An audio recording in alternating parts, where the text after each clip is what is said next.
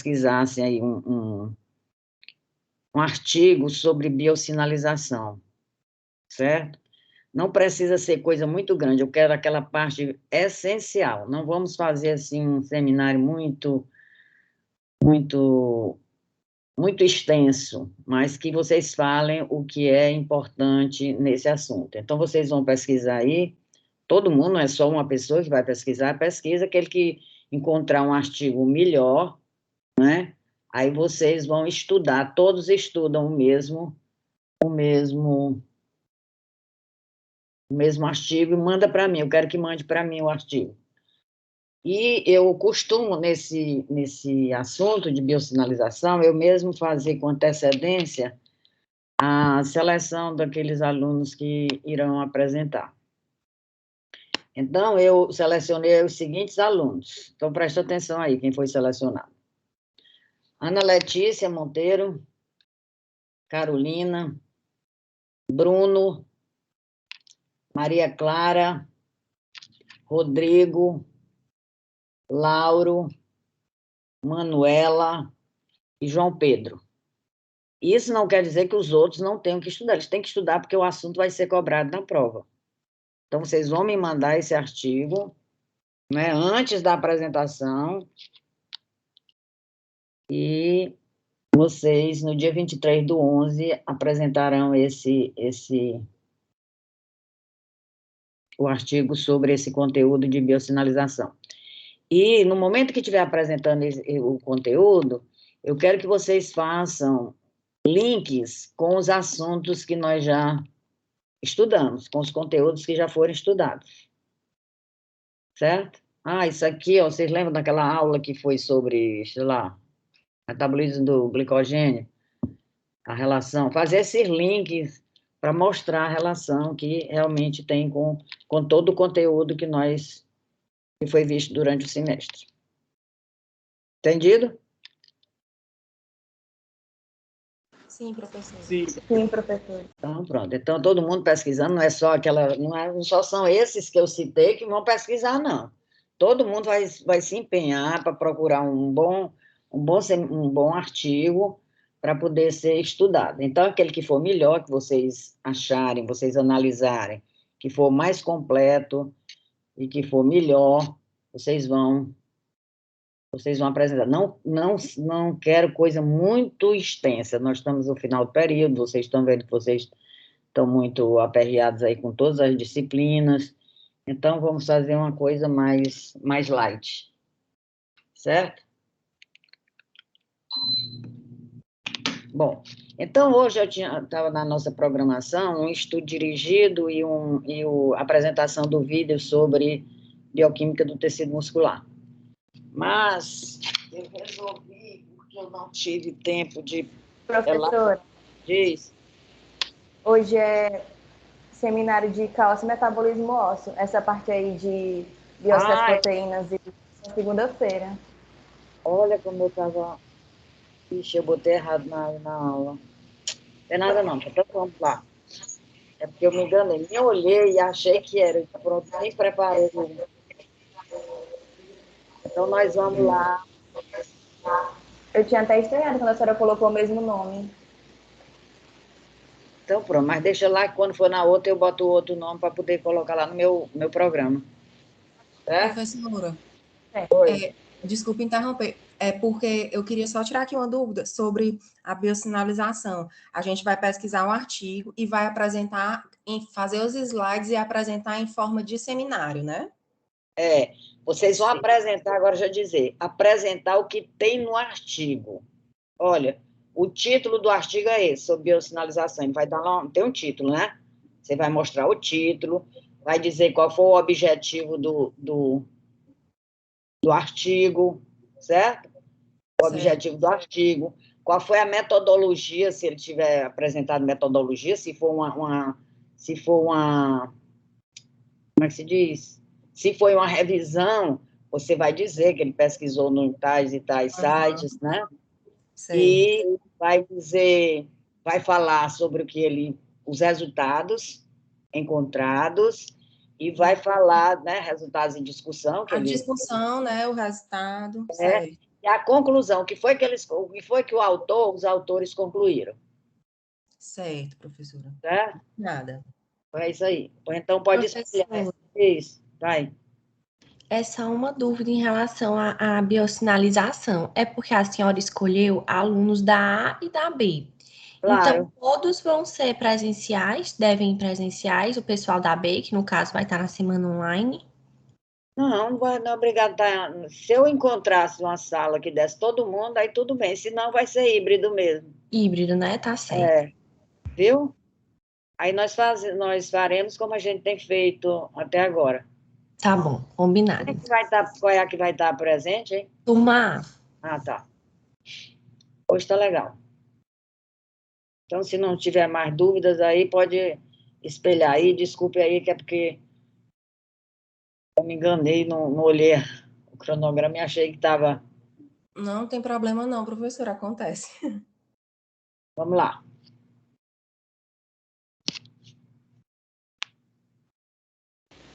A senhora vai escolher as pessoas ou são voluntários? Eu vou pedir hoje voluntário. Mas eu quero as duas, né? Professora, eu posso ir, professora? Eu posso ir, não? também posso ir. Eu, a Vivian. Vivian, é da B. É B ou é A?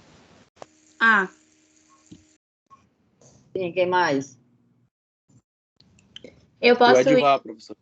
Sou da B. Edivar, José Edivar. José Divar. É da A ou é da B? Da B. Também posso ir, professor. Quem é? Luciano. Luciano. E eu posso ir, professora, da B, a Mila. Mila é B. E o Luciano é da A, né? É.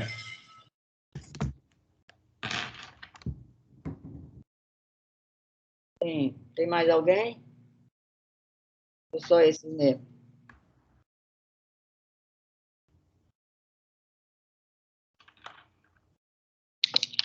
Então, vamos lá. Tá bom, professora, eu vou espelhar bem aqui minha tela.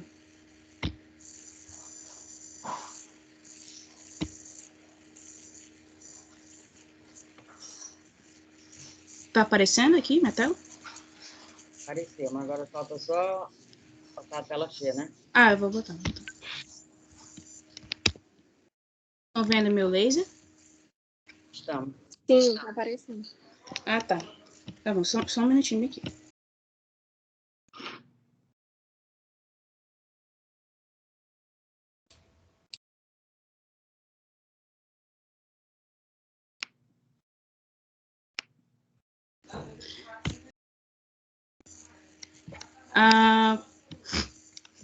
Tá bom. Bom dia, gente. Hoje a gente vai apresentar um seminário, né, a respeito de cálcio e metabolismo ósseo, tá? Estão me escutando? Estamos. Ah, tá, porque eu tava tendo uma interferência aqui. Mas tá bom. Bom, pra gente falar, né, a respeito de cálcio, a gente tem que falar também a respeito, né, do local onde ele vai estar, né, primariamente armazenado, que no caso aqui é o osso. Bom, o osso, gente, ele é um tecido conjuntivo, né, especializado, e no caso, o cálcio, né, que vai estar no interior dele, ele vai estar muito ligado, né, a esse processo de formação do próprio osso, né, junto com a regulação, né, que é de uma vitamina muito importante, que no caso é a vitamina D, tá? Que no caso ela vai também ser, no caso o osso, né, o cálcio vai ser regulado, muito regulado pelo paratormônio, né, e pela calcitonina, tá bom? Só que o cálcio, ele não vai desempenhar só esses tipos de papéis, tá? Ele pode também participar de outros processos fisiológicos, como no caso da contração muscular, pode participar também da coagulação sanguínea, tá? E, inclusive também na transmissão de impulsos nervosos, tá? E essas células do corpo, elas são muito sensíveis a essa variação de cálcio, tá? Inclusive, uma característica muito importante é que, por exemplo, se eu não me engano, acho que cerca de 0,1% dele, né, do cálcio, ele vai estar onde? Ele vai estar justamente na matriz extracelular, né? Cerca de 1%, no líquido extracelular, perdão, agora que eu me lembrei. Cerca de 1% dele também vai estar incrustado nas organelas citoplasmáticas, né, dessas células, e o restante dessa porcentagem vai estar justamente aqui no osso, tá? Então, portanto, o osso, ele vai ser constituído como um amplo reservatório de cálcio, tá? Nessa matriz óssea. E o cálcio, inclusive, ele vai ser modulado, né, regulado, por meio de duas células que vão desempenhar papéis opostos, né, papéis antagônicos um com o outro, só que vão ser muito importantes, que no caso é os osteoblastos e os osteoclastos. Nós temos também os osteócitos, só que os osteócitos, no caso, são osteoblastos maduros, tá? Inclusive, são esses osteócitos aqui que vão formar, né, a matriz, a parte rígida, né, do osso, depois que os osteoblastos, eles ficam mais velhos, tá? Mas quem vai regular, de fato, são os osteoblastos e osteoclastos, tá? Então, aqui vamos falar, né, a respeito dos osteoblastos. Só que, primeiro, eu queria comentar, né, a respeito de como, de que tipo de compostos, né, que vão estar localizados, né, nessa matriz. Bom, a gente tem, né, a matriz óssea do nosso osso, ela tem como principais componentes o colágeno tipo 1, e um outro aqui que não está aqui nesse slide, mas é chamado de hidroxiapatita, tá? E o colágeno tipo 1, ele representa a maior parte, né, da matriz óssea, né? Cerca de 90% do nosso osso é composto por esse tipo de colágeno. Enquanto que a hidroxiapatita, o que a hidroxiapatita é? Ela são cristais de cálcio que estão dentro desse colágeno tipo 1 aqui, tá? E no espaço, né, extracelular, né, existem vesículas que estão na membrana plasmática das células, tá? E essas vesículas, elas vão fazer o quê? Elas vão atuar como um foco de fosfato de cálcio, tá? É lá onde esses cristais de hidroxiapatita, eles vão ser formados, tá bom? Inclusive, como é que o processo de cristalização, por exemplo, ocorre, né? Ele vai acontecer, né, de forma bem rápida, e que vai precisar destruir justamente essas vesículas para que haja esse processo, né, de agregados, né, de cristais de hidroxiapatita, tá? E, inclusive, assim, por que a gente não encontra esses cristais de hidroxiapatita no corpo de uma pessoa que é saudável, né? Bom, a resposta é o seguinte, porque essas membranas, né, elas possuem um inibidor que vai atuar nessa precipitação fora do tecido ósseo, que é o pirofosfato. Eu quero que vocês decorem esse carinho aqui, viu? Pirofosfato. E esse pirofosfato é quem vai inibir, né, esse processo de precipitação desses cristais. Tá bom? Agora, né, voltando aos osteoblastos, o que os osteoblastos são? Eu acredito que vocês já sabem a função dele, né? Que é uma função de células formadoras dos nossos ossos, tá? São eles que vão formar a matriz óssea. Ele é precursor, né, dos pré-osteoblastos, que são osteoblastos, vamos dizer, inativos, tá? É uma célula metabolicamente ativa, tá bom? E quando elas estão maduras, elas produzem, né, justamente esse colágeno tipo 1, que eu falei antes, e essa osteocalcina. Essa osteocalcina aqui, ela é muito importante porque é uma célula exclusiva desses osteoblastos e que vão atuar na ativação dos mesmos, tá? Então, para os osteoblastos poderem atuar, eles vão ser ativados, né, por essa proteína aqui, tá? Existem também proteínas que servem para adesão celular, tá? Esses osteoblastos, né, eles vão produzir, né, um conjunto pré-organizado dessas proteínas que elas vão se combinar com aquelas vesículas que eu falei, né, e formar esse tecido, né, esse tecido mineralizado. A gente também tem essas presenças, né, de proteoglicanos, e esse processo de mineralização, ele vai acontecer por meio de fatores de crescimento, que vão ser falados mais adiante, tá? Tem o TFG, beta, o IGF-1 e 2 e o PDGF, tá? Bom, aqui nós temos, né, o processo de mineralização óssea. Esse osteoide aqui, que é essa matriz orgânica não calcificada, a porcentagem dele no nosso osso, né, é muito importante porque, dependendo da concentração dele, né, por exemplo, se ele estiver muito aumentado, ele pode acarretar num quadro clínico, né, chamado de osteomalácia, tá? É uma doença relacionada ao metabolismo ósseo, que também vai ser explicada mais futuramente, tá? Então, é muito importante esse processo. E a cristalização vai ocorrer por 2 meios, né?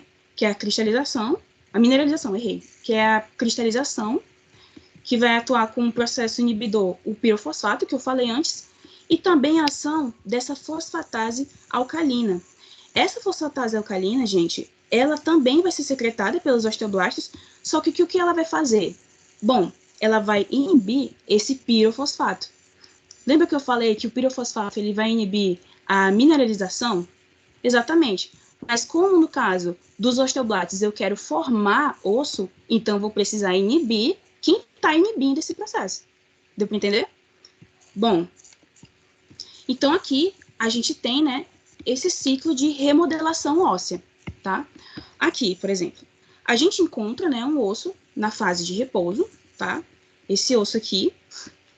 E como eu falei antes, ele é uma estrutura dinâmica. Então, ele vai sofrer ativação e começar a sofrer processo, né, desses osteoclastos. Então, esses osteoclastos, eles vão comer, eles vão degradar essa matriz óssea, tá bom? Então, aqui você pode estar vendo no gráfico, ó, na fase de repouso, a espessura óssea dele estava muito enorme, né? Só que conforme ele foi sofrendo a ação dos osteoclastos, essa espessura foi diminuindo. Só que eu não posso perder osso o tempo todo. Uma hora, essa perda, ela precisa ser cessada, tá? Então, esses osteoclastos, quando eu já tenho uma quantidade, por exemplo, uma quantidade suficiente de cálcio no meu sangue, eu não vou precisar mais secretá-lo, né? Então, eu preciso reestruturar esse osso novamente. E quem vai fazer isso são os osteoblastos, certo? Esses osteoblastos, que são essas células mais arredondadas, elas vão formar essa matriz óssea, formar o osteoide, que é a matriz não mineralizada. E aí você pode estar vendo nesse gráfico, ó, que essa estrutura aqui, ela tá, né, subindo, tá voltando, né, a espessura dela tá voltando a ser maior, tá? Depois que ele sofre, né, esse processo de mineralização, ele já tá assim, ó, todo reconstituído, certo? Então, a partir daí, eu já tenho a formação, né, de um tecido mineralizado de novo. E esse processo, pessoal, ele acontece o tempo todo, tá? O tempo todo. O tempo todo a gente perde osso, vamos dizer assim, de uma maneira mais grosseira, né? O tempo todo a gente perde osso, mas a gente também reconstrói ele de novo, tá? Aqui, né, já é em relação à maturação, né, dos osteoclastos, que a próxima pessoa vai apresentar. Eu vou só tirar aqui. Eita. Vivian. Oi, professora. Como é que tu me explica esse negócio de a fosfatase alcalina inibe? Como é, professora? Porque caiu a interferência aqui, eu não entendi.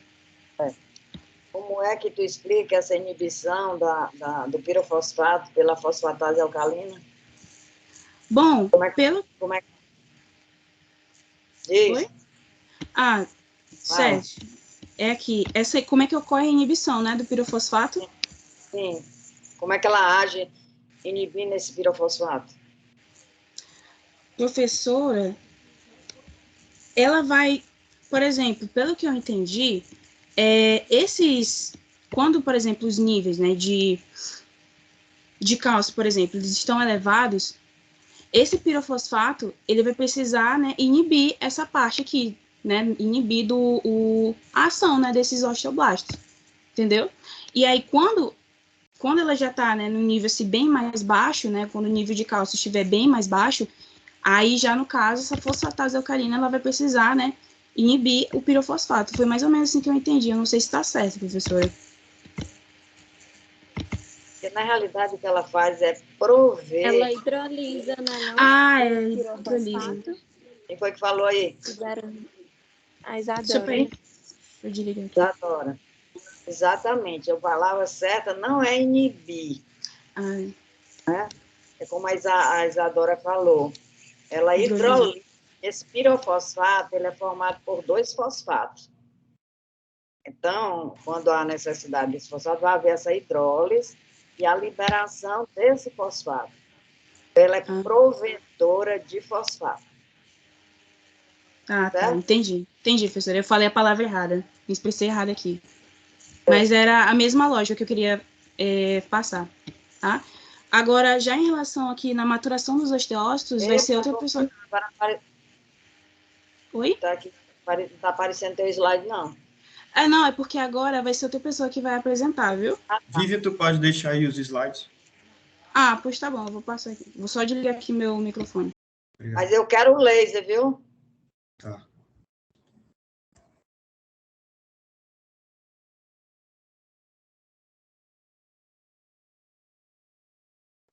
Agora, dando continuidade aqui no seminário, eu vou falar em relação à maturação dos osteoclastos. Quem é que tá falando? Luciano, Tá. como já foi dito, os osteoclastos eles são células, né, que são multinucleadas e que vão ser responsáveis pela reabsorção óssea. Ou seja, eles estão diretamente relacionados com o metabolismo do cálcio. Agora eu vou explicar, só que para eles poderem desempenhar essa função de reabsorção óssea, eles têm que passar por esse processo de maturação. Eu vou explicar como ocorre esse processo. Primeiro, ele é iniciado pelo hormônio chamado de paratormônio, que a gente vai ver ele mais detalhadamente na frente. Esse paratormônio ele vai se ligar com os osteoblastos. E aí ele vai meio que ativar esses osteoblastos e assim liberar uma proteína que é chamada de rânquio. Essa proteína vai ser responsável pela formação do pré-osteoclasto. Esse pré-osteoclasto ele vai sofrer a ação de uma outra proteína, que é denominada de RANQ.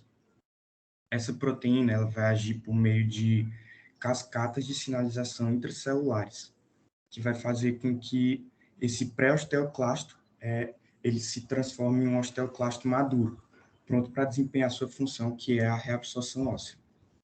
Um ponto também que a gente tem que destacar nesse ciclo é a ação de um hormônio chamado de osteoprotegerina, que ele vai ser importante porque ele funciona como um receptor competitivo, ou seja, ele vai se ligar à proteína chamada de rânquio, e assim ele impede a ligação do rânquio, para formar o pré-osteoclasto. E aí, consequentemente, ele impede a continuidade do processo, ou seja, ela está responsável, ela é um dos hormônios responsáveis por parar com a reabsorção óssea. Pode passar aí, por favor. E aí, agora em relação aos osteoblastos, são outras células do tecido ósseo. Como já foi dito, aqui esses osteoblastos eles possuem várias funções que também são muito importantes para o metabolismo do cálcio. E aí essas funções elas vão ser reguladas por meio de reguladores autócrinos. Aí a gente destacou 3 aqui. Um é o OSF, que é o fator estimulador de osteoblastos, ou seja, ele vai estar relacionado com a formação de novos osteoblastos. Tem o PDGF, que é o fator de crescimento derivado das plaquetas, e tem os fatores de crescimento semelhantes à insulina. Esses últimos, eles vão ser responsáveis pelo aumento da excreção urinária de cálcio, e eles vão ser responsáveis por diminuir a excreção urinária de fosfato. Então, eles estão diretamente relacionados com o metabolismo do cálcio, que é o que a gente vai falar agora. Pode passar aí, por favor. Para a gente entender primeiro o metabolismo do cálcio, a gente tem que destacar... Dá para aumentar um pouquinho, Luciano, aí o slide? Não sei, dá, Vivi? Vivian, o zoom aí, será que dá? E professor, é porque só aparece assim, eu não sei como é que dá zoom. Peraí, eu vou só ver aqui o negócio. Vivian, eu acho que se tu tirar da tela cheia, lá embaixo tem uma lupazinha para tu aumentar e tu vai aumentando. É porque eu tô no Google Documentos, entendeu? Eu não sei se dá para aumentar.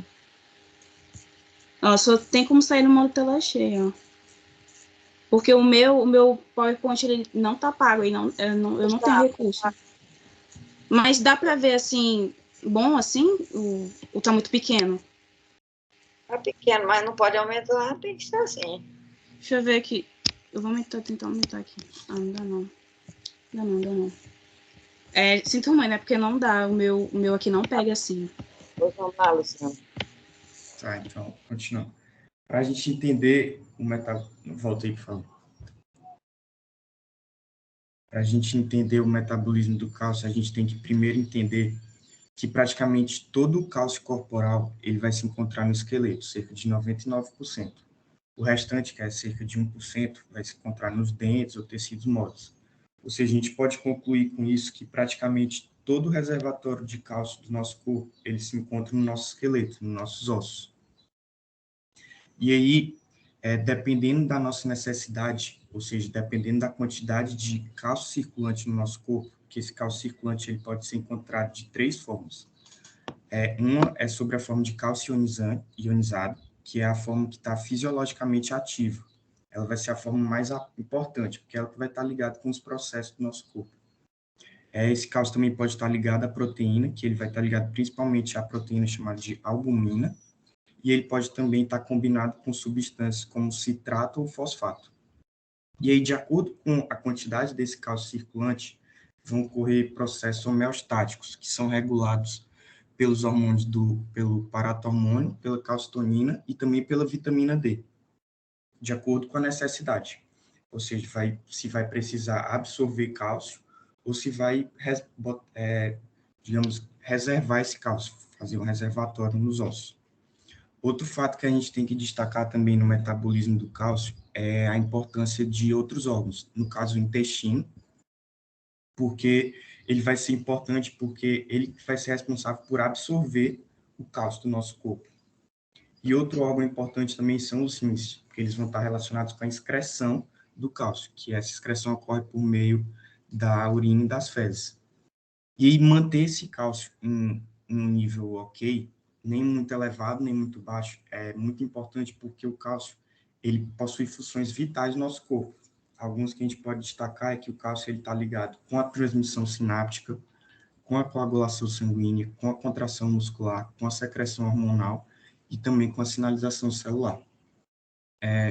Uma coisa também importante a se destacar é a relação que o cálcio tem com o fosfato, porque ambos são regulados pelos mesmos hormônios e no nosso corpo ocorre um intercâmbio lento entre cálcio e fosfato, então eles estão relacionados. Aí pode passar aí, por favor. Agora eu vou falar em relação à homeostase do cálcio, ou seja, como ocorre esse processo de regulação do metabolismo do cálcio. Esse processo ele vai ser controlado por 2 hormônios, o paratormônio e a calcitonina, e ele também tem, digamos, uma ajuda da vitamina D. Esse processo de regulação ele só vai ser possível graças a um receptor extracelular sensível ao cálcio, que está acoplado a uma proteína chamada de proteína G. Essa proteína ela vai se localizar na superfície da glândula paratireoide.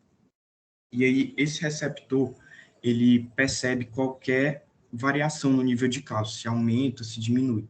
E aí, de acordo com essa variação, ele vai estimular a liberação do paratormônio ou da calcitonina de acordo com a necessidade. Agora a gente vai entender como que ocorre isso, para que serve o paratormônio, para que serve a calcitonina. Começando pelo paratormônio. O paratormônio ele vai atuar quando os níveis de cálcio no sangue eles estão baixos. Ou seja, o paratormônio ele atua promovendo a desmineralização óssea e, consequentemente, ele vai aumentar os níveis de cálcio no sangue. Além disso, ele também vai atuar nos rins, inibindo a excreção de cálcio e também vai atuar estimulando a síntese de vitamina D. Agora, em relação à calcitonina. A calcitonina ela vai ser antagônica ao paratormônio, ou seja, ela vai atuar quando os níveis de cálcio no sangue estão altos. Ela vai atuar para reduzir esses níveis de cálcio. Como que ela faz isso? Ela faz isso atuando nos osteoclastos, ela se liga diretamente aos osteoclastos. E aí, consequentemente, ela vai diminuir a sua atividade e diminui a sua atividade, consequentemente, diminui a reabsorção óssea. Então, os níveis de cálcio no sangue, eles diminuem. Essa calcitonina, ela vai ser sintetizada nas células C da tireoide e, além disso, ela tem uma vida no plasma muito curta, sendo degradada pela própria tireoide, pelo fígado e pelo rim e sendo excretada na nossa urina. É isso. Agora, outra pessoa vai dar continuidade aí à vitamina D. Eu vou tirar aqui a apresentação, viu? Se outra pessoa for apresentar. Tá, Vivian, pode tirar, eu vou espelhar aqui. Tá. Saiu? Saiu. Saiu. Pode espelhar aí.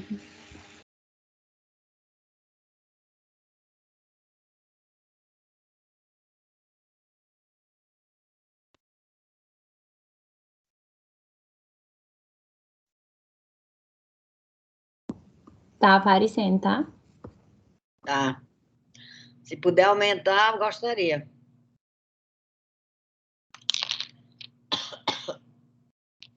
Tá bom pra ver? Ou aumenta mais? Aumenta mais um pouquinho, se puder. Tá, peraí.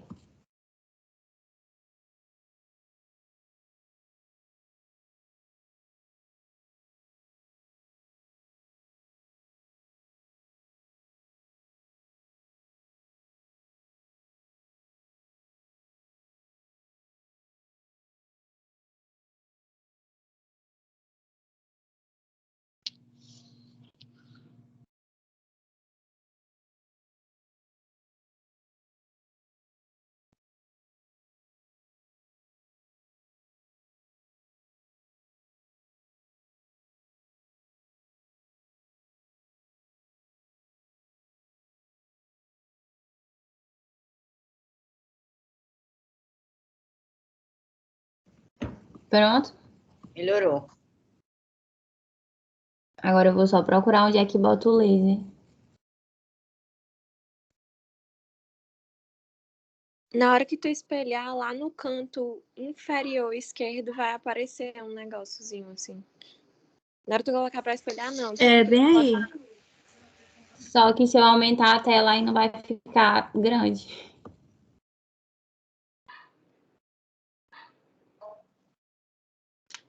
Vixe.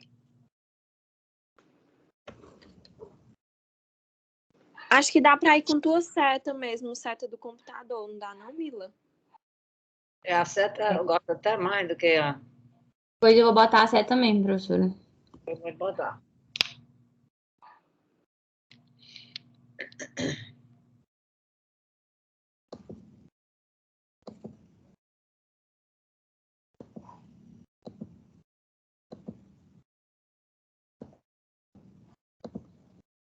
Pronto. Tá me ouvindo? Dá pra me ouvir? Tá, sim. Pronto. A síntese de vitamina D, ela vai começar através dos raios ultravioletas, que eles vão vir através da pele, né? E vão estimular essa substância aqui, que é a 7-desidrocolesterol, que através da irradiação ultravioleta, como eu falei, ela vai estar presente no tecido epitelial, que é a pele, tá bem aqui. E ela vai sofrer uma transformação que vai transformar em colecalciferol, que é a vitamina D3, só que é na forma de vitamina D3 inativa ainda. Através também de dieta, de alimentação, que no caso seria a ergocalciferol, que é a vitamina D2, a gente também pode adquirir a vitamina D no nosso organismo, além dos raios ultravioletas. E aí ela vai ter que ser isomerada para se transformar em colecalciferol, que é a vitamina D3, que também vai estar na forma inativa. Daí, essa substância, a colecalciferol, que é a vitamina D3, ela vai ter que sofrer uma hidroxilação pela enzima 25-hidroxilase P450. Ou seja, o que vai acontecer? Ela vai ter que colocar uma hidroxila na molécula que vai transformar ela em 25-hidroxilase P450.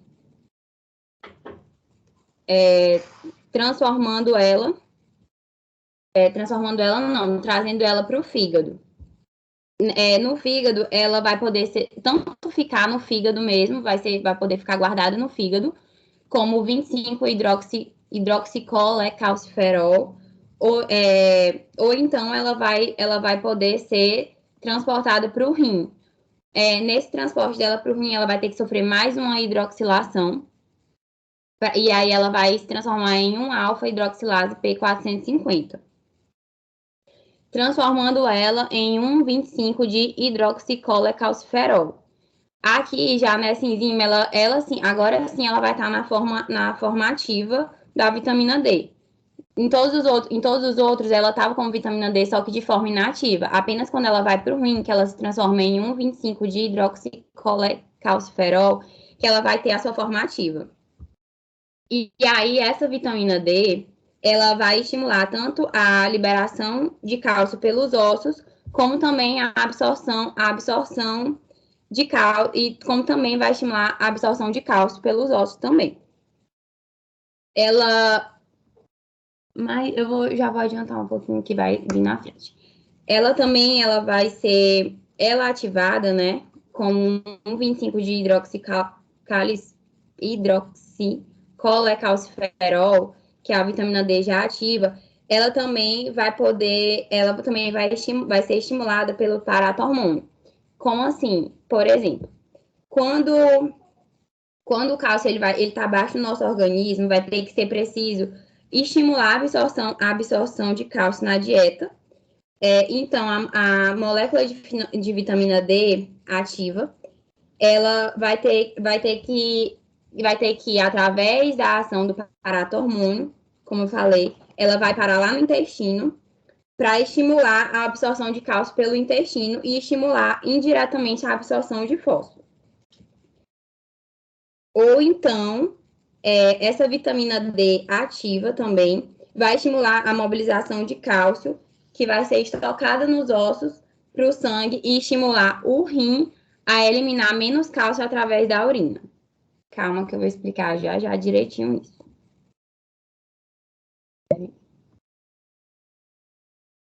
Acho que agora eu posso botar em tela cheia. Pronto. Os hormônios peptídicos e esteroides. Os hormônios,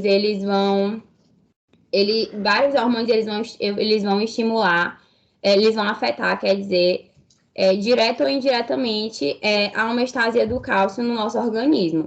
Entre eles, a gente vai ter os hormônios da tireoide. Esses hormônios eles vão estimular a reabsorção óssea, através dos osteoclastos, que já foi falado.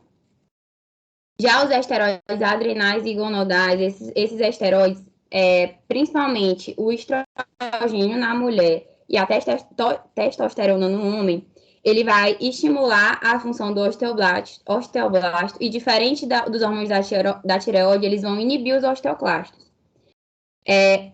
Ou seja, o que vai acontecer? Eles vão diminuir a excreção renal de cálcio e fosfato e aumentar a absorção intestinal de cálcio. Mas por que isso acontece? Ele vai absorver o máximo de cálcio e não vai conseguir...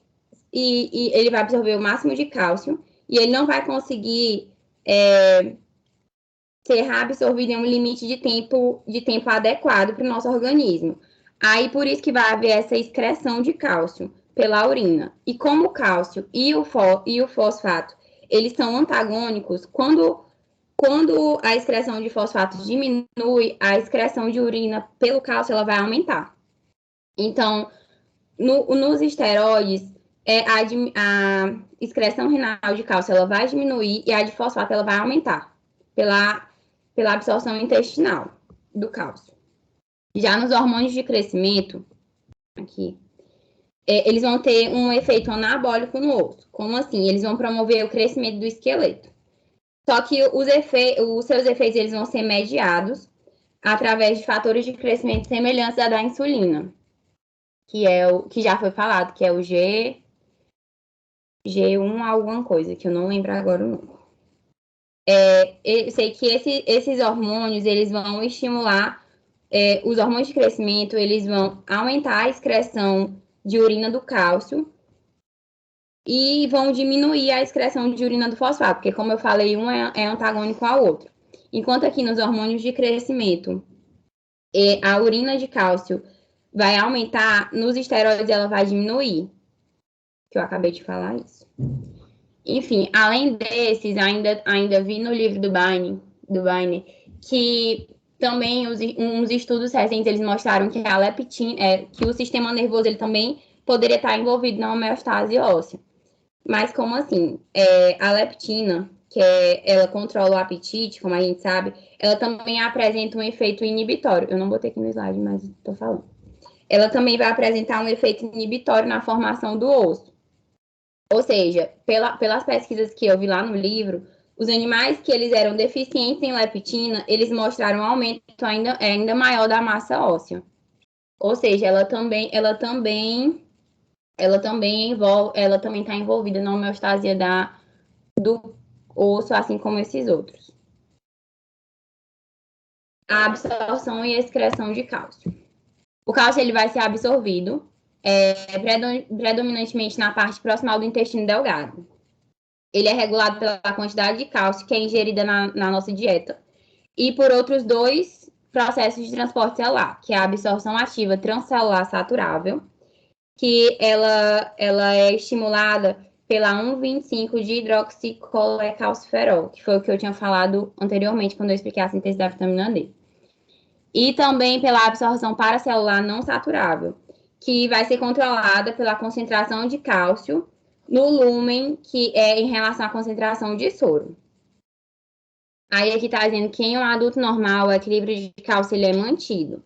Como assim? Porque em um adulto normal, que a sua dieta ela é toda controlada e tudo nos níveis de cálcio, a quantidade de cálcio que ela vai ser ingerida e a sua deposição nos ossos, ela vai corresponder também à sua excreção nas fezes e na urina, como está aqui. Ou seja, a absorção e a excreção de cálcio no adulto normal, que tem a sua dieta equilibrada de cálcio, vai ser proporcional, tanto a absorção como a excreção.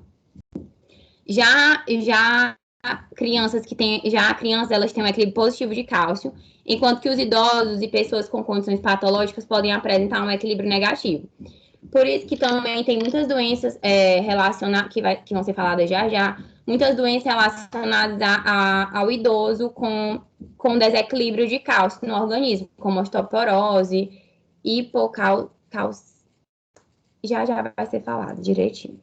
Mas, enfim, tá relacionado com o equilíbrio negativo de cálcio que os idosos têm no organismo, que geralmente tem.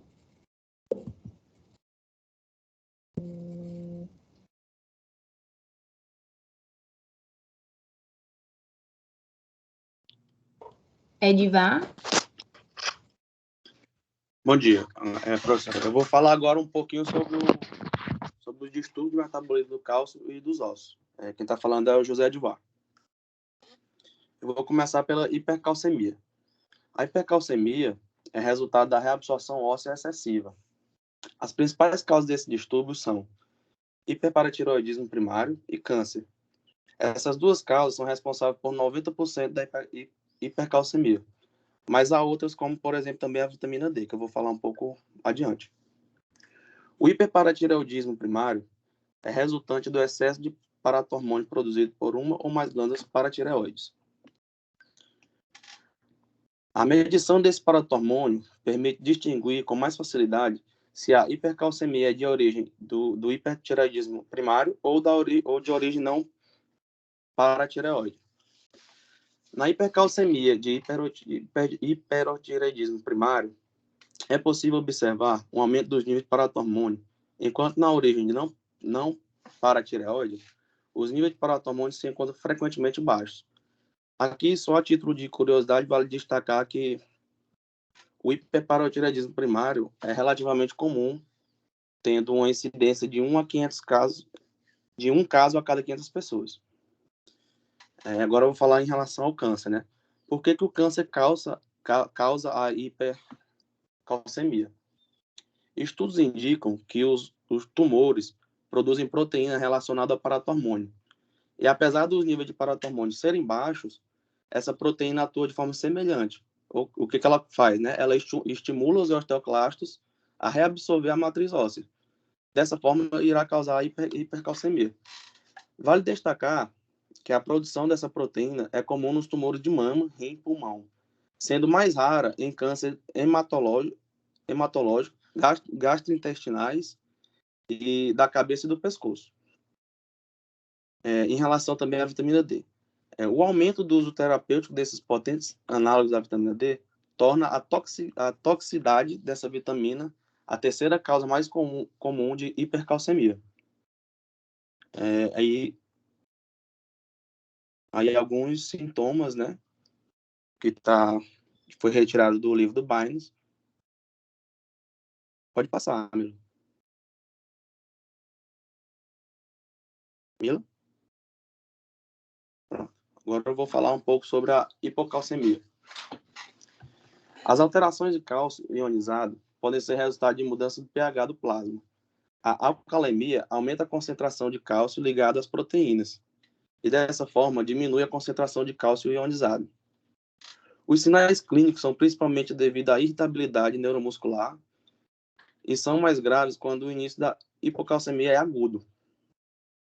Essa irritabilidade pode vir em formas de sinais como tremores na musculatura ao redor da boca, que ela é chamada, eu não vou saber pronunciar, é sinal de Shostak. E também outro sintoma é a contração da mão devido à redução do fluxo sanguíneo nos braços, em sintoma chamado de sinal também de Trousseau. E também há outros sintomas como dormência, formigamento, câimbras, e em casos mais graves pode ocorrer até convulsões. A causa mais comum é a complicação da cirurgia de pescoço, mas existem outras causas que também não são raras, como a baixa exposição à luz solar, que isso aqui é mais comum em idosos, e também tem um estudo que comprovou que em alguns imigrantes da Europa Ocidental, devido às vestes deles, né, eles ficam muito cobertos e acabam recebendo pouca radiação solar. Também tem a dieta com pouca vitamina D, que é o caso dos exemplos dos vegetarianos. A má absorção da vitamina D, que é causada por algumas doenças como a celíaca, doenças de Crohn, insuficiência pancreática, secreção inadequada de sais biliares e diarreia. E também por insuficiência renal e doenças hepáticas.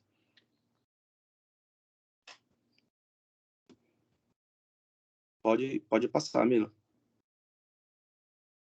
Agora eu vou falar um pouco sobre a osteoporose, como já foi citado também acima. É uma doença que acomete muito os idosos, né? A osteoporose é uma doença óssea comum relacionada à idade. Ela é definida como uma redução significativa da densidade óssea, o que causa uma facilidade a fraturas.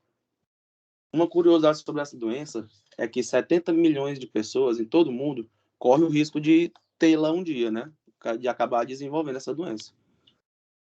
E nas mulheres, essa perda óssea é acelerada devido à menopausa, que leva à perda de secreção do estrogênio. Ela é resultado de um desacoplamento do turnover, como acho que já foi explicado um pouco antes, turnover ósseo, por um período prolongado, com relativo aumento da reabsorção ou descréscimo da absorção. Vários fatores contribuem para o aumento do risco da osteoporose, como o tabagismo, menopausa nas mulheres, como eu já falei, consumo excessivo de álcool, sedentarismo, dieta pobre em cálcio, consumo excessivo de cafeína também, que essa aí eu não sabia. O tratamento é aumentar o consumo de cálcio na dieta e utilizar fármacos que inibem a ação dos osteoclastos. Pode passar. Agora eu vou falar sobre a doença de Paget. Não sei nem se a pronúncia correta é essa. Paget. Na doença de Paget, os ossos ficam mais espessos, porém ficam mais fracos. Isso ocorre devido à alta atividade da fosfatase alcalina no soro, o que reflete o aumento da atividade de osteoblastos e, consequentemente, dos osteoclastos.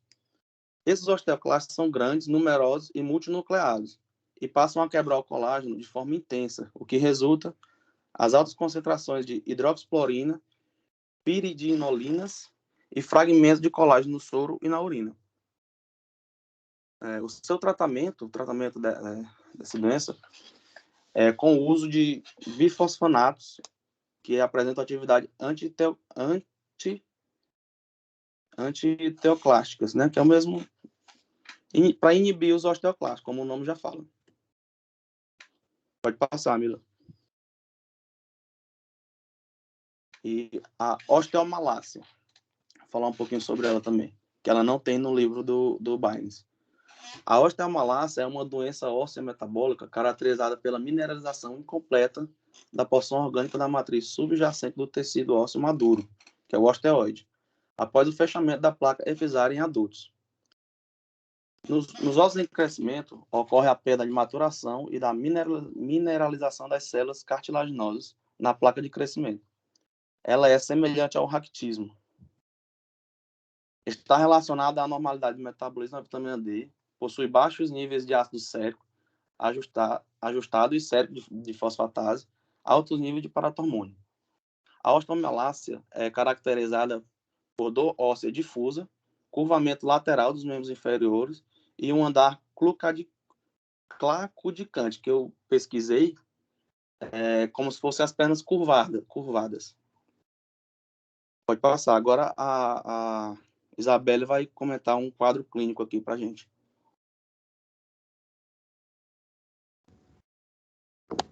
Bom dia. Isabelle Amaral, professor. Eu vou fazer a leitura aqui de um caso clínico que foi tirado do livro do Barnes, e aí eu vou fazer um comentário depois da leitura. Uma senhora de 62 anos, ela foi admitida no hospital após uma queda no banheiro, com uma intensa dor nas costas, que surgiu repentinamente entre as escápulas. A radiografia detectou fraturas em cunha no corpo de 2 vértebras torácicas, com redução da densidade óssea. A avaliação da densidade óssea, absortometria de energia dupla de raio-x, mostrou uma redução intensa da densidade óssea do fêmur e da espinha dorsal. Essa senhora entrou na menopausa após uma cirurgia de esterectomia aos 41 anos. No entanto, tinha sido incapaz de tolerar a terapia de reposição hormonal. As investigações bioquímicas estavam todas dentro dos limites normais. Como eu acho que foi a Vivian que falou no início, os osteoclastos, eu vou falar um pouco do mecanismo normal e depois eu vou falar um pouco da patologia. Os osteoclastos, eles estão envolvidos na reparação das fraturas, né? E após a quebra do osso, ocorre uma intensa proliferação do periósteo. Isso leva a uma formação de um anel, que é o colo ósseo, que envolve os pedaços quebrados. Aí, simultaneamente, os osteoclastos, eles iniciam a remoção de células ósseas mortas e do coágulo formado, já que a fratura há uma hemorragia. Esse periósteo, ele fornece novas células iniciadoras do osso imaturo, que une provisoriamente os pedaços reparados. Aí, com o passar do tempo, ocorre uma remodelação do calo ósseo e, aos poucos, a estrutura óssea é refeita com a participação dos osteoclastos e dos osteoblastos, até que a fratura seja consolidada. Esse aqui é um processo normal, mas a idade e a perda da influência hormonal na homeostase do metabolismo ósseo é comprometido e o osso não regenera, no caso dessa senhora, né? A patologia que, no caso, foi evidenciada dentro do exame que foi realizado é a osteoporose. A osteoporose, como o Edvar falou, ela é definida como uma redução significativa da densidade mineral óssea em relação aos índices de referência a partir do sexo, da idade, e que leva a um aumento da suscetibilidade a fraturas. Ela também está associada ao envelhecimento e à taxa de perda óssea, que é acelerada nas mulheres, principalmente mais ou menos a partir dos 30 anos, quando há uma perda dessa secreção de estrogênio através da menopausa. A perda dessa densidade óssea progressiva é um resultado do desacoplamento do turnover ósseo por um período de tempo muito prolongado, com o aumento da reabsorção ou acréscimo de absorção óssea. A gente tem vários fatores que contribuem para o aumento do risco da osteoporose, no caso desse caso clínico, é uma senhora, né, que é do sexo feminino, ela tem ela já entrou na menopausa, ela não faz uso de terapia hormonal, então isso ocasionou com que ela fosse perdendo essa densidade óssea e ocasionando a osteoporose. É da B, Isabelle. Oi? Tu é da turma A ou da B? Da B.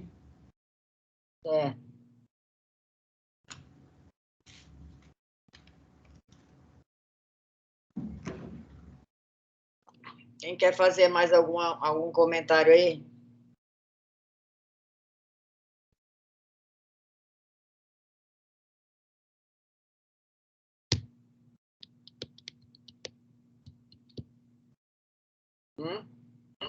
Professora, Rodrigo aqui. É só falar um pouco sobre o controle neuroendócrino da massa óssea, que ela tem um artigo sobre isso, que é uma discussão científica. Aí fala justamente do remodelamento ósseo, né? Vai ser ali um processo fisiológico, como a gente viu, e altamente regulado pela interação entre as células ósseas. Aí, esse artigo eu achei interessante porque ele vem discutir justamente como o sistema nervoso está sendo proposto como um novo elemento regulador, né?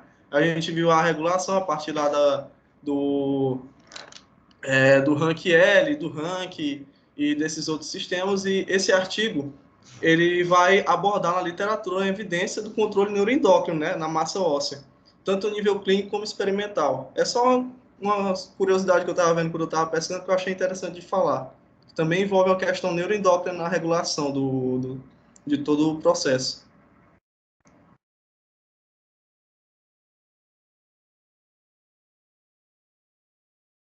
Mais alguma coisa?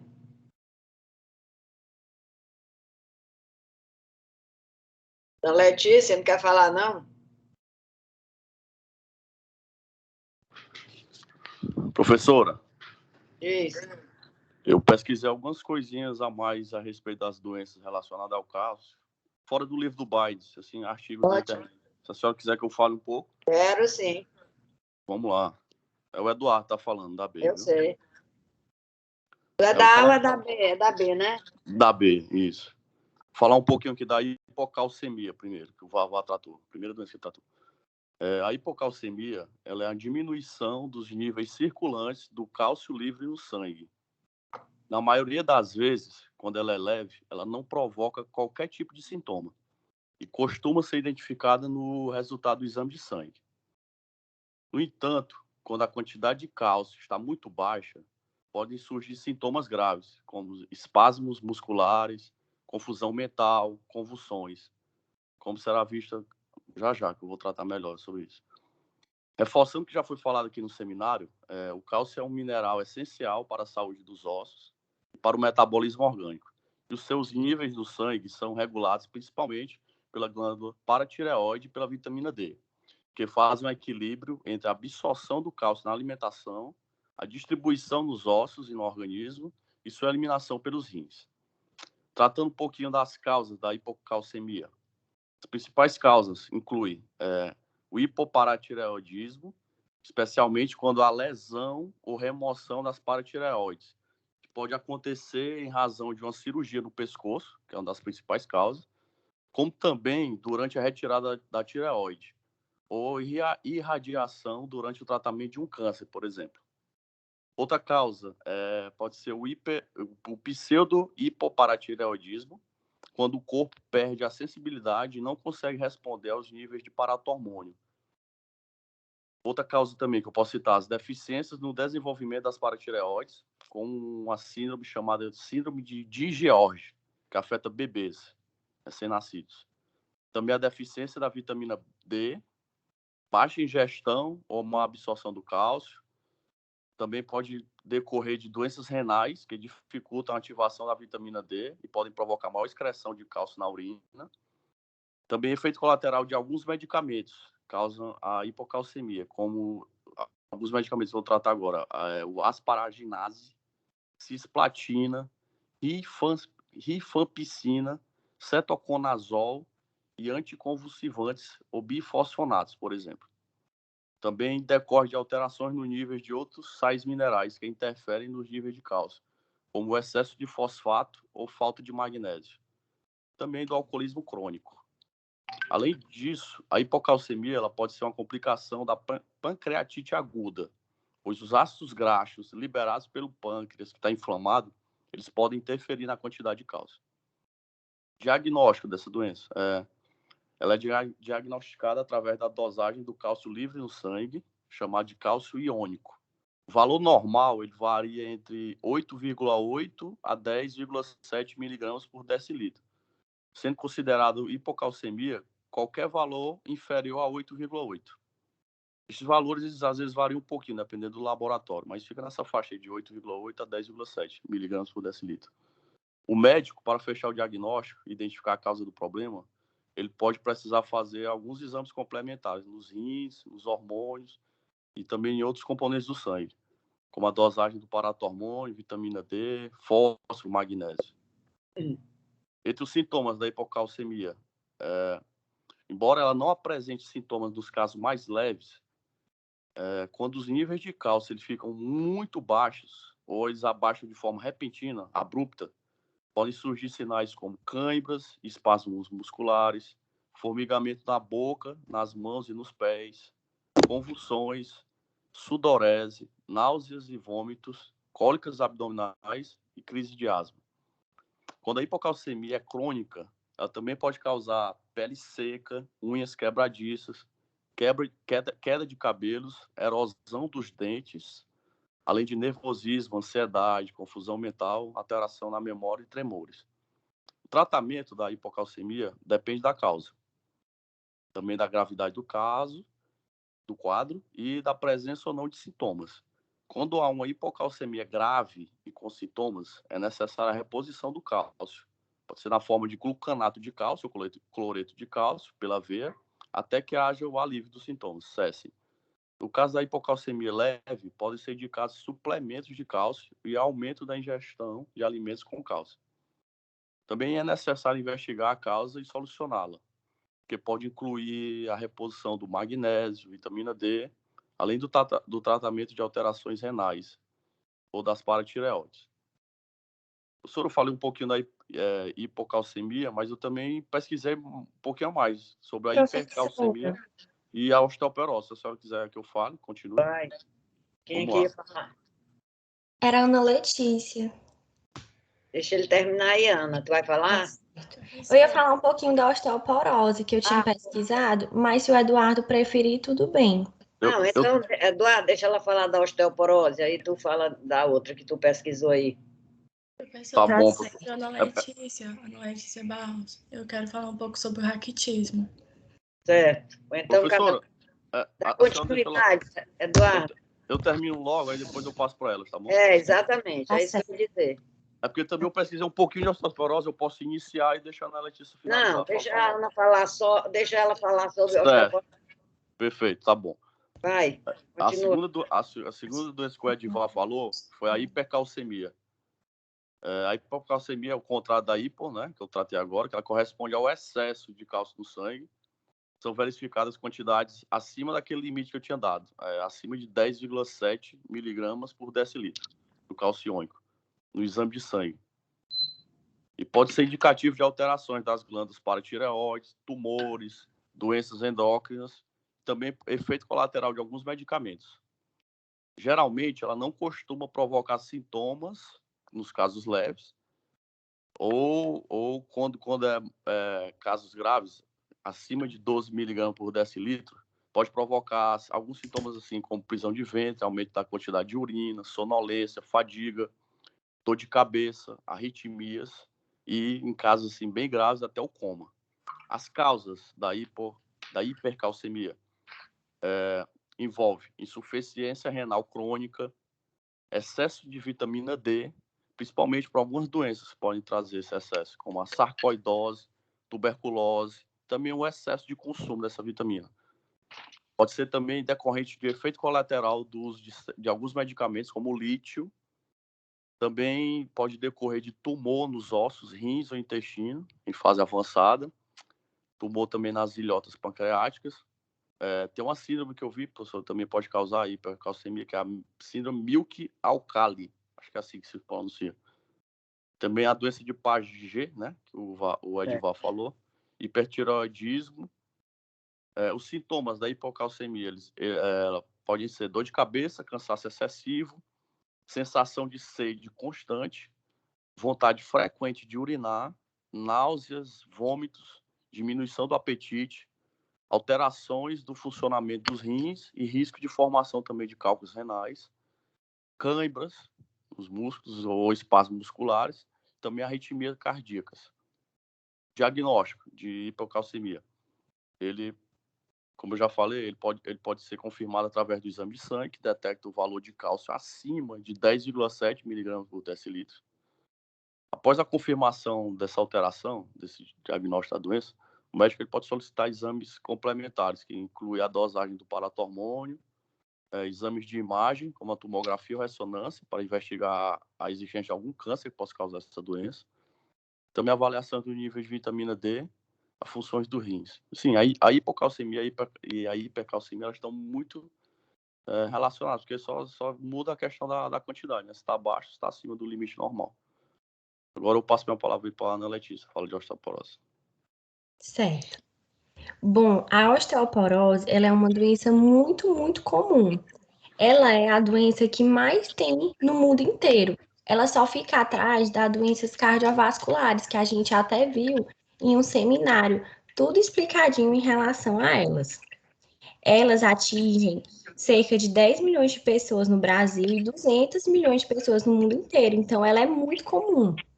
É uma doença que ela é silenciosa, o que é bem perigoso, porque ela é geralmente diagnosticada tardiamente, já que ela é uma doença mais silenciosa, incapacitante, e muitas vezes ela chega até mesmo a ser fatal. É uma doença osteometabólica, ou seja, que está relacionada com o metabolismo ósseo. Ela é caracterizada, né, pela diminuição progressiva da massa óssea. Ou seja, gradativamente vai ocorrendo essa diminuição da massa óssea. E como é que pode ocorrer? Ocorre através de modificações na arquitetura das trabéculas, na arquitetura trabecular. Isso leva à diminuição da resistência óssea. Com essa diminuição da resistência óssea, o osso ele fica mais quebradiço, ele fica mais vulnerável a ocorrer fraturas, a quebrar e a ocorrer um trauma, né, em relação ao maior impacto que vai ocorrer. Ela tem alguns tipos. A gente vai ter a fisiopatologia da OP, que é o remodelamento, né, dessa matriz óssea, desse osso. Porque os osteoclastos, eles reabsorvem uma quantidade enorme de minerais. E aí vai aumentar as trabéculas. Já os osteoblastos, eles não conseguem preencher essas lacunas de Holschips suficientemente. Com essa etiologia de OP, a gente vai ter a primária e a secundária. A primária, ela é denominada de idiopática. A tipo 1, ela ocorre quando tem uma acelerada atividade osteoclasta, ou seja, o osteoclasto ele vai reabsorver uma quantidade excessiva de minerais, ocorre uma alta reabsorção óssea. Ela é conhecida como a osteoporose pós-menopausa, por geralmente acontecer nos momentos após a menopausa da mulher. A tipo 2 ocorre em uma atividade osteoclástica, né, acelerada ou normal. E atividade osteoblástica diminuída é algo que é inversamente proporcional. O osteoblasto, ele vai aumentar a sua atividade e o osteoblasto vai diminuir a sua atividade. Ela é conhecida como osteoporose senil ou osteoporose involuntária. Com isso, vai ocorrer o quê? Vai ocorrer o osteoblasto, como eu falei, é algo inversamente proporcional. O osteoblasto, ele vai reabsorver uma quantidade excessiva de minerais, vai aumentar consequentemente, né, aumentando as trabéculas, já que ele está reabsorvendo demais. E como é inversamente proporcional, os osteoblastos, eles não vão conseguir preencher aquelas lacunas que a gente viu de Roche suficientemente, ou seja, vai causar problemas, já que não preencheu corretamente. A secundária, ela ocorre em condições, devido a condições mórbidas primárias, ou seja, ocorre a diminuição da absorção intestinal de cálcio. Nosso intestino, ele não absorve a quantidade que nós precisamos de cálcio.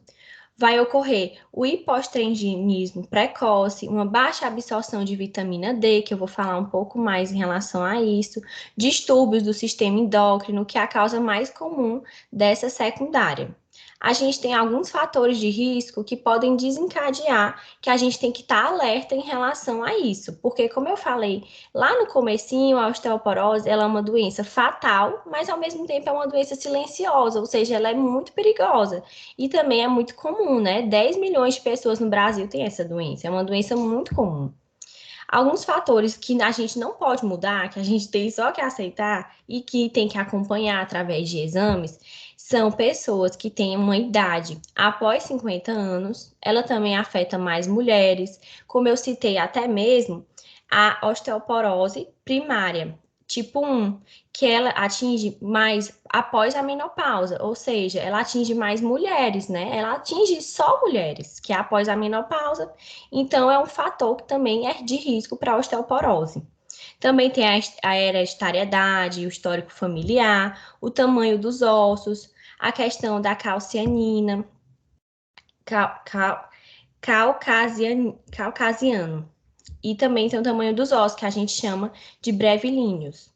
E tem os fatores modificáveis que a gente pode mudar, que é em relação aos hormônios, a ingestão de cálcio, a síntese de vitamina D, sedentarismo, tabagismo, etilismo. Em relação à ingestão de cálcio e de vitamina D, quando eu estava lendo um pouco mais sobre isso, eu vi algo muito interessante, que a gente nem dá tanta importância, que é em relação à sardinha. A sardinha é um alimento super barato, que ele é rico em ômega 3, é uma fonte de proteína, de gordura, de vitamina D e de cálcio. Então, em uma dieta para pessoas que estão sofrendo com esses problemas do metabolismo ósseo, que a gente viu todo ele no nosso seminário, é muito importante aquela dietoterapia, que eu faço até uma correlação com o seminário de cardiovascular, que a gente viu sobre dietoterapia. Então, pode ser feito esse tratamento também menos agressivo, através da ingestão de alimentos que são ricos em cálcio, em vitamina D. E um desses exemplos é a sardinha. 100 gramas de sardinha pode fornecer 500 miligramas de cálcio. E um copo de leite de 200 ml fornece apenas 240 miligramas de cálcio. Então, a sardinha ela é muito rica em cálcio. Mas a ideia não é substituir um por outro, é incrementar um e o outro em pessoas que possuem essa patologia, né? Essa doença que está relacionada com o metabolismo ósseo e com esse mineral que é o cálcio. E o cálcio ele é muito importante porque ele tá relacionado com o nosso metabolismo, com a digestão. Então, ele é muito importante. A gente tem sempre que estar repondo ele no nosso corpo, principalmente em pessoas que possuem essas patologias, como a osteoporose, que eu citei aqui. Ok, muito bom. A vitamina K também, ela facilita a absorção do cálcio. Às vezes, o médico, ele associa o cálcio a um medicamento à base de vitamina K, que ela tende a aumentar essa absorção do cálcio também. É verdade, ela vai ali auxiliar, né, na formação dos ossos. Uhum. Eu vi sobre isso também, professora, obrigada. Ana Letícia Barros. Professora, falar um pouco sobre o raquitismo. Como a gente viu aí no seminário, a vitamina D ela é muito importante no processo da absorção e do metabolismo do cálcio, né? E o raquitismo é uma doença óssea que ela vai ser caracterizada pela diminuição da mineralização da placa epifisária, eu acho que é placa epifisária, durante o crescimento, que é muito parecido também com a osteomalase que foi citado no seminário. E vai ser responsável, a osteomalase, que é diminuição na mineralização do osso cortical e na trabecular. E um dos sintomas, os sintomas de raquitismo, muito importante, que pode ser citado, é aumento de peso e estatura baixa normal ou crescimento lento, que é muito encontrado principalmente em crianças. E também pode encontrar cárie, deformidade adquirida, a deformidade no tórax, costelas, no crânio também pode ser afetado. E os principais tratamentos é um tratamento simples, que é só com o uso de medicamentos suplementares que vai completar e regular a dieta, a alimentação. E é geralmente encontrado afeta principalmente crianças em países pobres, por conta da dieta, da baixa alimentação, que não é muito rica em nutrientes. Osteomalácia é um tipo de raquitismo, só que é um raquitismo em adulto, né? Sim, afeta os adultos e raquitismo, no geral, é mais em crianças. É a mesma coisa, quer dizer, é um tipo de raquitismo em adulto. Mais alguma coisa? Professora, eu queria só falar, porque eu lembrei, né, quando estava estudando, que como o metabolismo do cálcio ele tem que ser bem, bem controlado, a ingestão, né, e para acontecer essa metabolização, porque o excesso do cálcio, como os meninos já citaram, a hipercalcemia, gera algumas doenças, ou pode ser resultado de algumas outras doenças, como os meninos já falaram, o Eduardo falou também, e também ter cuidado, porque, por exemplo, às vezes os médicos, eles passam a suplementação de cálcio, né? E eu tô falando isso porque eu fui pesquisar, porque aconteceu com a minha sogra. Ela estava com o início de osteoporose, né? Aí foi suplementado com vitamina K, vitamina D e cálcio. Só que aí, quando passou um tempo, teve a pandemia, aí ela demorou mais a voltar para o cardiologista, aí fazer o acompanhamento dela do coração, né? Quando ela voltou agora, ele viu que estava formando de forma rápida aquela calcificação nas artérias, né? Que gera aterosclerose. E eu vi que realmente tem estudos, inclusive daquele John Hopkins, né? Que fala que como a ingestão do cálcio é importante, sim, mas tudo deve ser controlado e regulado, e você deve fazer os exames para verificar isso, porque o excesso de cálcio, às vezes até da própria suplementação que você faz, pode gerar problemas no coração. É verdade. Porque às vezes a pessoa, como você disse aí, a tua sogra já estava tomando esse suplemento de cálcio, né? Que toda pessoa idosa toma. Sim. Aí ela o nível já devia estar normal. Ainda tinha a vitamina K, que ainda favorece mais a absorção desse cálcio, né? Ela tem uma alimentação saudável, ela toma bastante leite, porque é a fonte natural mais rica em cálcio é o leite, né? Então, como a Carolina disse, isso aí é muito importante. Os geriatras, eles têm, como é que se diz? Às vezes, outros médicos de outras especialidades, por exemplo, uma ginecologista, pede que a pessoa tome esse cálcio e também a vitamina K, sem estar acompanhando, né? Colocou ele. Foi como a senhora falou uma vez, que tem que ser todo tratamento, você tem que olhar a visão integrada, que a senhora até falou sobre diabetes, que você tem que saber o que o paciente já usa, quais são as outras comorbidades que o paciente tem, para poder passar alguma suplementação. Pois é, aí como o geriatra ele se preocupa com todo o quadro do paciente, ele vai atrás disso e ele descobre que a pessoa está tomando aquela medicação e está tomando mais outra para reforçar, né, aquela primeira medicação, por exemplo, o cálcio. Está tomando suplemento de cálcio e está tomando a vitamina K. Então, tem que, como a Carolina falou aí, tem que acompanhar para ver esses resultados. Não é colocar, podia até ser que quando o médico colocou, tivesse precisando, mas tem que acompanhar, como foi que ela disse que aconteceu a pandemia, ela demorou aí mais tempo, pode ter sido isso também, né? Mas ele tem que acompanhar para ver se voltou à normalidade. Se voltou, tira essa vitamina K e deixa só o outro cálcio, não é? Sim, tem que acompanhar. Aí o geriatra, ele se preocupa, eu acho que ele se preocupa mais com esses detalhes aí com relação ao idoso. Diz, Ana. Verdade, professora, porque como a senhora falou, a gente não leva tanto em consideração isso, os médicos, porque o cálcio é um mineral. Só que essa suplementação dele, geralmente, ele é sempre prescrito aliado à vitamina D. E ele não deixa de ser um medicamento, né? Essa suplementação do cálcio não deixa de ser um medicamento. Tem que ser Outra coisa, acompanhado. além da vitamina K, como a Ana falou aí, ainda estava tomando vitamina D. Não é? Ainda estava tomando vitamina D. Exatamente. Então, pessoal, eu gostei da apresentação, primeiro porque nós discutimos, outras pessoas, além dos apresentadores, se prontificaram para falar mais alguma coisa, principalmente sobre as doenças, né?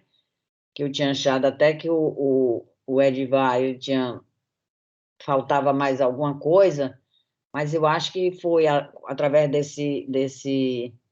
dessa intervenção aí de vocês, foi explicado muito bem essa parte das doenças, que eu quero que vocês vejam bem essa parte aí que foi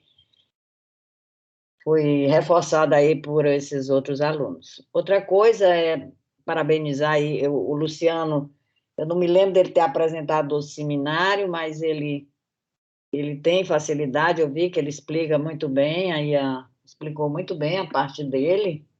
Os outros eu já conhecia, né? Estou falando do Luciano porque eu não me lembro. Se ele apresentou algum seminário, eu não lembro. Mas foi bem explicado, quem prestou atenção ao seminário, né? Porque às vezes a pessoa fica ali só de corpo presente, aí não dá para aproveitar o que o colega disse. Às vezes a gente sai até pior do seminário do que entrou. Então, queria parabenizar também. E os demais eu já conhecia, né? Gostei também que a Isabelle apresentou o caso clínico, então abrangeu, né, todo o conteúdo como é que se diz? Com conotações diferentes. Caso clínico, o perfil das doenças, que é muito importante aqui no caso, não é? Explicar. A Vivian também, a Vivian já tinha assistido, a parte dela ela explicou também muito bem. Então, eu gostei bastante, parabenizo vocês aí. E vocês sabem, né? Quando o aluno quer, ele Professora? Top. Agora Professora? precisa querer, né? Agora, quando não quer, meu filho, não tem quem faça. Diga. Adivinha Diz. quem é?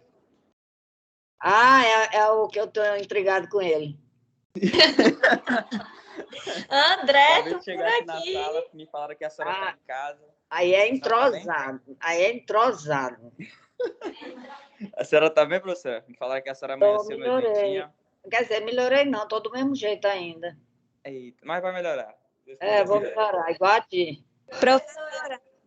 Diz. Beba água. Estou aqui direto, Charlene, me lembrando de ti. Aqui eu estou bebendo. Professora. Todo dia tu briga comigo depois da aula? Professora. Então, diga. O vídeo de segunda-feira, a gente pode organizar, tipo, quem vai apresentar e tudo mais? Pode. Ah, tá certo, então. Tá? Se puderem dar uma olhada, olha, esse assunto se puderem dar uma olhada em biossíntese das proteínas, dá uma lida aí. Eu, particularmente, eu até falei para o Eduardo, que ele me perguntou, particularmente, o livro que melhor aborda esse assunto de biossíntese é o Leng. Certo? Porque eu falei para ele, olha, tem o texto, e ao lado do texto tem todas as etapas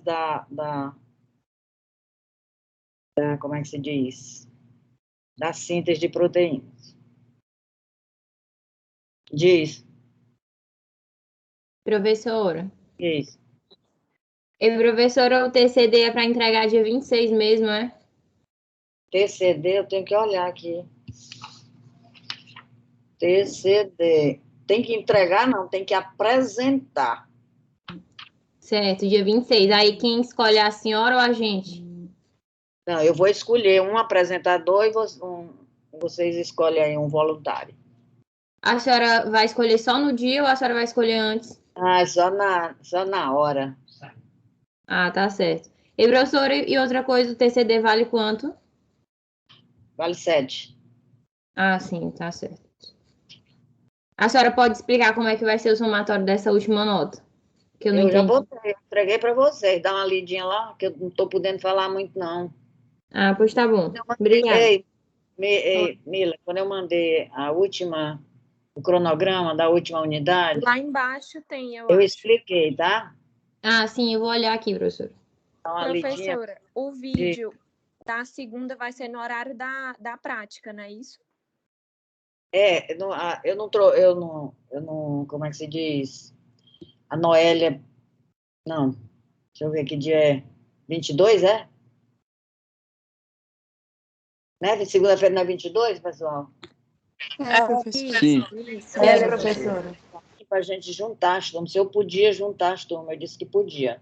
Então, o que é que eu vou fazer? Eu não quero também vídeo muito longo, não, porque são 2 assuntos. Tem biossíntese de proteínas e tem o vídeo, certo? Então, não precisa ser um vídeo muito longo. Esse assunto vocês já viram com a Isra, muito bem, mas não precisa ser... Eu não quero um vídeo muito longo. Primeiro, porque não tem. Aí a Noelle vai ficar toda hora mandando mensagem para mim para me liberar vocês. Entende? No caso, o vídeo é dos 2 assuntos ou só é de bioquímica da contração muscular? Não, só de bioquímica, né? Só a contração muscular. Entendeu? Hoje está legal. Então, amanhã nós temos 7 horas, nós temos outro encontro, né? Isso. Espera aí, deixa eu salvar aqui mais uma vez aqui. Sim. Professora, como é que a senhora vai cobrar o assunto biossíntese das proteínas segunda-feira? Vai ser discussão, seminário? Não, seminário não. Então não pode discutir. Eu estou pensando no estudo dirigido, eu passar para vocês responderem. Ah, tá bom. Certo, obrigada. Professor, e amanhã vai ser online para todo mundo de novo? Amanhã já era remota, né? Hoje foi que eu fui obrigada a fazer remoto. Tá bom, tudo bem. Hoje está legal. Então, até amanhã. Até amanhã. Melhoras, professor. Melhoras. Até amanhã. Até amanhã, professora. Bom dia. Tá. Até amanhã.